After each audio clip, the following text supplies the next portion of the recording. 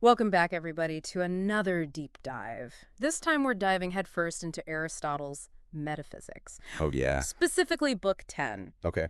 his thoughts on oneness. And I think this is going to be a really fascinating look into Yeah. how we categorize and understand the world. It's a big one. Yeah? It's one of those things that seems so simple on the surface, Right. but then when you actually start to peel back the layers, Oh, yeah. it gets really It's really profound. it's really profound. Yeah, and it's Yeah. like he's giving us the blueprint for how we think. Absolutely. And Yeah. and especially, thousands of years ago, Right. to be able to articulate this stuff is just mind-blowing. And right away, right Yeah. off the bat, he's like, whoa, hold on. One doesn't just mean one thing. Right. It actually has several different Categories. Yeah. categories. He gives us 4 Okay. primary ways that things can be considered one. Okay. So the first one Yeah. is continuous things. Right. So things that are unified and indivisible in their movement, Like a river, exactly like a flowing river, a beam of light. a beam of light, yeah. Yeah. Anything where the movement itself is a single unified action. Gotcha. So that makes it one in this sense. Okay. Then you've got the second category, which is wholeness, Okay. things that have a defined shape or form, Okay. especially if that form is natural. Okay. So like a tree or the human body. So like a distinct Distinct entity. entity, yeah, with clear boundaries. Okay. What else? Then you've got individual things, Okay. things that are indivisible in terms of number. Okay. So you, the listener, you're one in this sense. Okay. Each individual Right. is a unique and indivisible entity. Okay. And finally, he talks about things that are one in terms of their definition or kind. Okay. So their concept is indivisible. Okay. Like fire is an element. So it's like these different levels of oneness. Yes. Almost Yeah, different ways. That things can be unified. And what's so interesting Right. is that he makes a point of saying that being one isn't the same as simply belonging to one of these categories. I mean, It's almost as if these meanings are layered on top of each other. layered on top of each other. Yeah, it's not about putting things into neat boxes. Yeah. He's saying that a thing can be one in multiple ways at the same time. Okay. So a single tree is one as a continuous whole. Okay. It's one as an individual, and it's also one in the sense that it belongs to the species tree. So it's like it's both unique Yes. and part of a bigger group Exactly. at the same Yeah, time. and this is where it starts to get really interesting because Yeah. he makes this connection to the concept of measurement. This is what blew my mind. Yeah. When I was reading this, I was like, wait a second. It's a huge. This is huge. Yeah. Because he's basically saying Without understanding. you can't understand quantity Wow. unless you understand one. As a starting point. Yeah. Yeah. You can't have two unless you know what one is. Exactly. That's the foundation for all measurement. Yeah. And then he goes even deeper and he says that the measure has to be homogeneous Okay. with what's being measured. Homogeneous. What does that even mean? Right. And, Yeah. this might seem really obvious, Okay. but it's actually really profound Okay. because he's saying you can't measure length with weight. Right. You can't measure a sound with color. Right. The measure and the thing being measured have to share a fundamental similarity. So you measure length with length? Exactly. Weight with weight? Weight with weight and so on. Okay, but why is that important? Well, because this idea of homogeneous measure lays the groundwork for standardized units of measurement, Okay. which are essential for any kind of scientific observation. Oh, wow. Without it, we wouldn't have the scientific rigor I never even thought about that. that we rely on today. That's amazing. It's Yeah. just this idea of one, And then he brings in this analogy Right. that I love about someone measuring us with a cubit. the cubit thing. Yeah, it's such Mine a is. simple way to illustrate a complex idea. Yeah. But he's showing us that we often understand ourselves and our qualities Right. in relation to things outside of ourselves. It's like I need something to compare myself to. Exactly. To even know You need a reference point how big I am. Yeah. We understand ourselves. through comparison. Through comparison, yeah. But hold on, because he doesn't stop there. Oh, no. He takes this idea of one beyond just physical quantities Okay. and applies it to qualities and even abstract concepts. Wait, so one applies to things like color or So like color music? or music, you got it. Okay, so, Think about the color white. okay. It represents a kind of one within the category of color, Okay. the specific definite thing, Right. not just a vague idea of unity, So whether it's a physical object or Yeah. a color or like even an abstract concept. an abstract concept, Mm. there's this fundamental oneness. There's this fundamental oneness that defines it. That defines it. Yeah, and this is where we start to see Okay. how this framework of oneness Yeah. starts to connect to some even bigger ideas. Like, because There's, one, of course, there's many. many. And that's precisely where we're headed next. Where are we going? Yeah, Aristotle dives into this idea of opposites, this dance between one and many, Okay. and how these concepts are fundamentally related. I'm ready. Let's go. It's so easy to get lost in the abstract, you know? Yeah. When you delve into Aristotle. Right. But what always strikes me is how grounded he is in the real world. Oh, totally. You Yeah. know, he's Yeah, not like- off in some other dimension. You know, He's He's trying to make sense of what we hear with the world we experience every day. Yeah, exactly. And this really comes through when he starts talking about this relationship between one and many. Right. And we're- he identifies different types of opposition. Yeah. There's so many. I was Yeah. trying to keep them all straight. There are so many, and this is where we see Mhm. his system of categorization really shine. That's like when he talks about Yeah. like hot and cold or double and half. Exactly. So you've got contradictories. Okay. Think of those as like total opposites, Okay. like being and non-being. Got it. And then you've got privatives, Primitives. where one is the absence of the other, Okay. like sight and blindness. Okay. I remember those. And then there were And then you've got contraries, contraries. Yeah, right? Which were like the extremes on a spectrum, exactly. like hot and cold, yeah, black and white. black and white. Yeah. And then what was the last one? And then relatives, Yeah.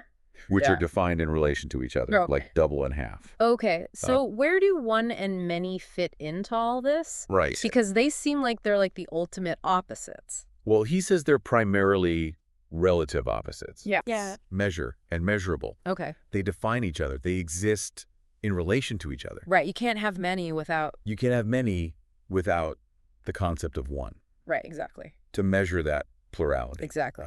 But then he throws in this whole other concept, Oh, boy. intermediates, Intermediates. the things that exist between the contraries. So not just black and white, Right. but all the shades of gray in between. Exactly. And this is where things get really fascinating. Okay. Because he's not just talking about opposites. Yeah. He's talking about the whole spectrum of possibilities that exist between them. So he makes these two. He makes two key points about these intermediates. Okay. First, they belong to the same genus, the same overarching category as the contraries they stand between. Okay. So shades of gray are still colors, Right. just like black and white. Okay, so they share a fundamental nature They share that fundamental nature. with the extremes. With the extremes, what's the second point? Yeah, what's the second point? This is where it gets mind-blowing. Okay. He says that these intermediates are actually composed of the contraries themselves. Just a second. So gray is literally made up of black and white. Hold on. How is that even possible? Well, think of it as like a blending or combination. Okay. The intermediate contains aspects of both extremes, Okay. creating a kind of dynamic tension. Are there any other examples of this? Yeah, think of musical notes. Okay. The notes between the highest and lowest strings on an instrument Okay. are intermediates, Got it. composed of the sonic qualities of both extremes. Okay. Or imagine a painter mixing colors on a palette. Starting with black and white, the contraries, and then creating all those shades of gray, the intermediates, by combining them in different proportions. He's giving us a framework Wow. for understanding how change and development happen, It's like he's saying not just in the physical world, everything but in every aspect of our lives. exists on a spectrum, with contraries at either end Exactly. and a whole range of possibilities. A whole range of And possibilities. between. But wait, if everything is in this constant state of change, Yeah. how do we even define what something is? That's a great question. Yeah. And it leads us to another crucial aspect of Aristotle's philosophy. Okay. His emphasis on this idea that the world we perceive with our senses is the real world. Okay. He's not searching for some other realm of perfect forms. So truth for Aristotle Truth for Aristotle is grounded in what we can is grounded in see and touch and experience. what we can see and touch and experience. Exactly. Okay. And this is key to understanding his concepts of substance, essence, and change. Okay. Substance for Aristotle isn't some abstract idea. Right. It's the actual concrete things that make up the world. Yeah. This table, that chair. Right. You and me, we're all substances. Okay. I can see that. Right. And each substance has an essence. Each substance has an essence. That which makes it the kind of thing it is. The treeness of a tree. The treeness of a tree, exactly. Okay. But here's where it gets really interesting. Okay. For Aristotle, essence isn't static. Oh, It's not fixed and unchanging. What? It has the capacity to change. Wait, so you're saying a tree's essence A tree's essence can change. can change? Yes. This is where Aristotle's concept of potentiality and actuality comes in. Okay, I've heard of this. He says that everything has both a potential to be something and an actuality of what it is Got it. at any given moment. Okay, so a tree has the potential to grow taller, Exactly. to produce fruit, To produce fruit, to eventually decay. yes, these are all They're all possibilities possibilities within its essence. within its essence. And its actuality Okay. is its current state of being, Okay. its height, the number of leaves it has, Right. whether it's bearing fruit right now. So change for Aristotle isn't about something transforming into something completely different.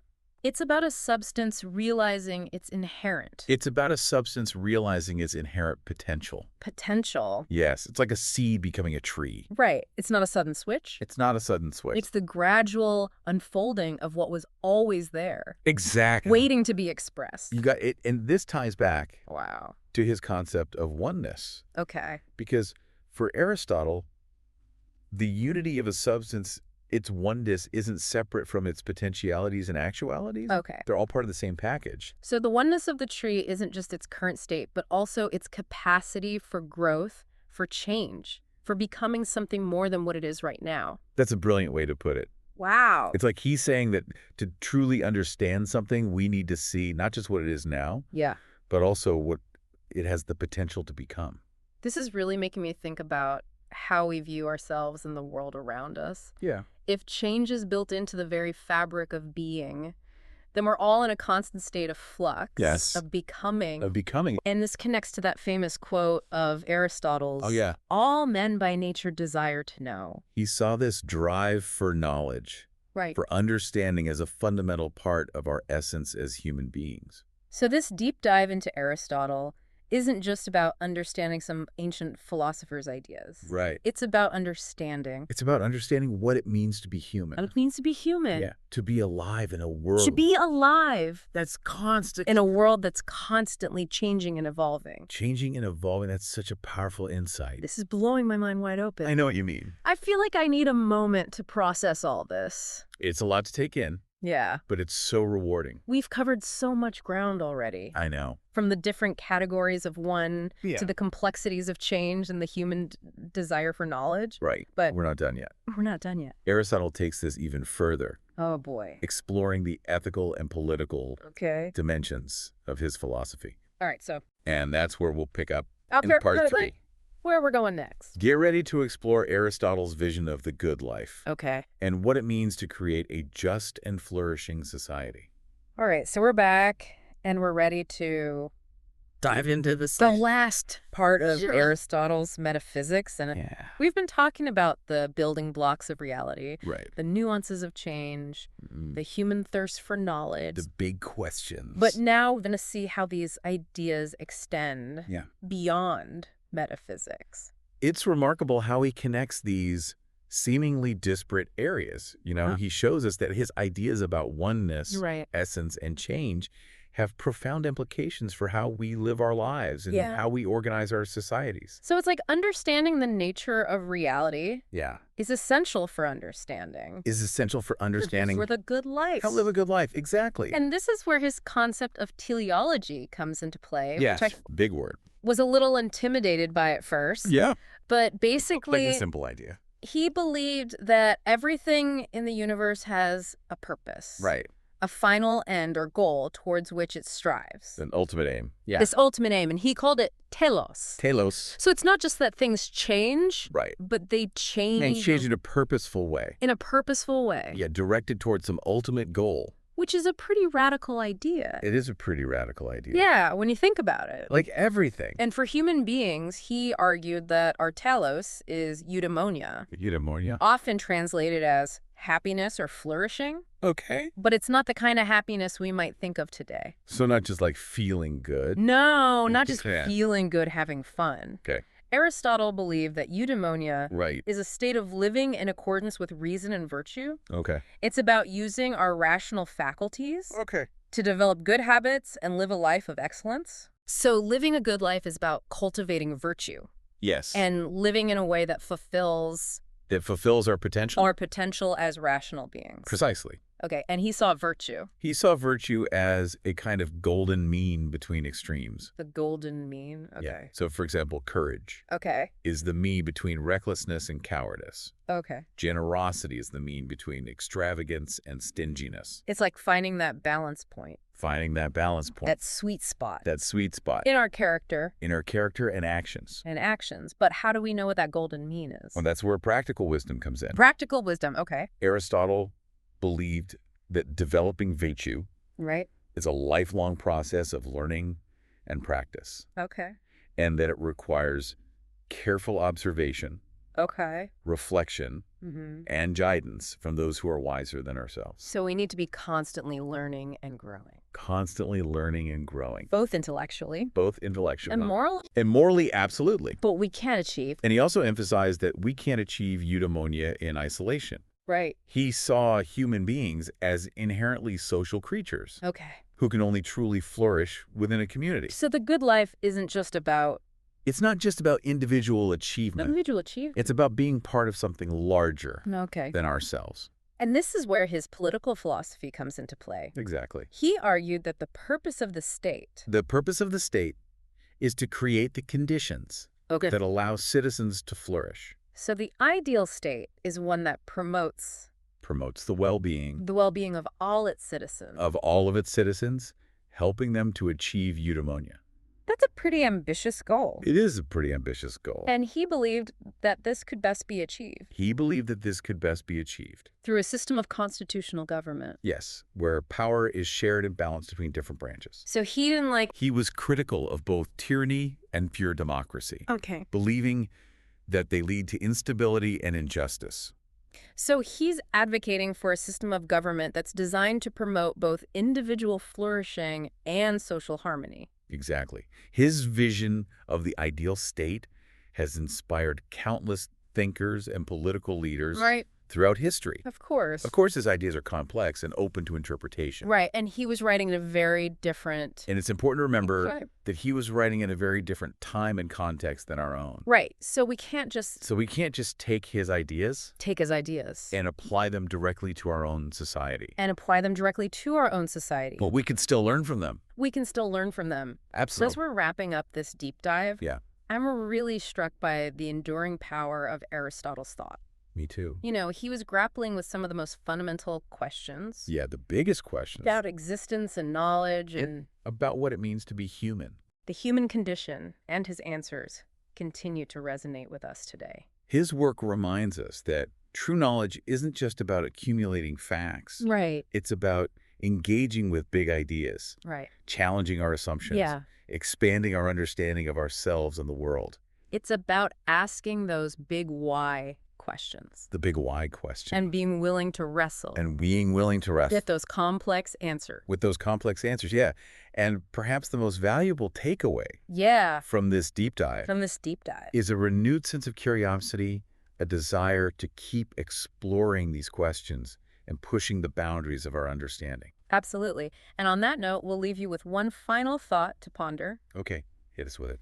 If, as Aristotle argued, happiness is about living virtuously, how do we define virtue in our own time and context? Oh, that's a good one. What are the golden means Yeah. that can guide us toward a life of meaning and purpose In the 21st century. in the 21st century? That's a question worth exploring. Yeah, and I have a feeling that Aristotle, with his insatiable curiosity and love of wisdom, would be right there with us, Oh, he'd be leading the charge. eager to join the conversation. Absolutely. So keep seeking, keep questioning, keep striving for that good life. Until next time, fellow deep divers. Keep on diving.